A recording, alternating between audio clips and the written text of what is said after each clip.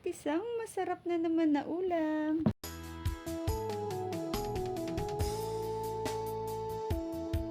Ayan guys, fresh na hito. Hihiwain ko muna siya guys. Tapos, hinugasan ko siya sa asin. Rock salt na asin guys, para matanggal ang lansa niya. Tapos, itong dulas na sa balat ng hito. Mga 3 beses ko siya hinugasan dyan guys. At una kong ginisa dito guys, ang luya. Ang luya guys, pampatanggal siya ng lansa. Kasi ang hito po guys, malansya siya kapag hindi maayos ang pagkaluto nito. Hintayin lang natin guys na mag-brown light brown ang ating luya, tapos isusunod na ang ating bawang.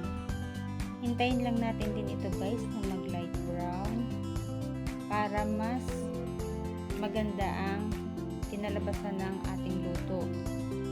Ayan guys, nagla-light brown na ang ating bawang.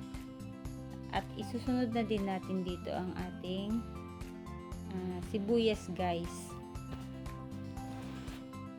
At hintayin lang natin itong mag light brown silang tatlo. Igisa lang natin siya guys. Yan na, isusunod na natin ang ating hiniwa at hinugasan sa asin na hito. Ayan na guys.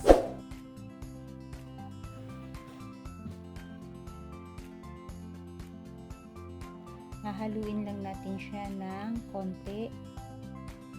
Tapos, takpan natin siya guys para ma-absorb ang mga sangkap na ating nilagay. Nilagyan na din natin siya ng dahon ng laurel, paminta, at ilalagay na din natin ang soy sauce. Tapos, lalagyan na din natin guys ng suka. Pagsamasamahin na natin guys ang mga sangkap, tapos tatakpan natin siya para ang lasa ay makukuha ng ating hito.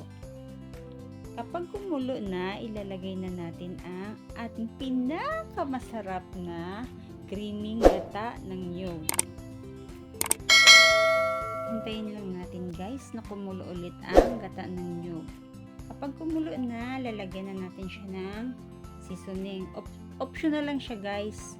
Kung ayaw nyo naman, okay lang. Pampalasa lang naman siya guys. Ayan na, kumukulo na ang ating gata ng niyog. Hintayin lang natin siya guys na lumapot ang gata guys. Hihintayin lang natin siya guys ng mga 3 minuto na lang. Magiging okay na ang gata ng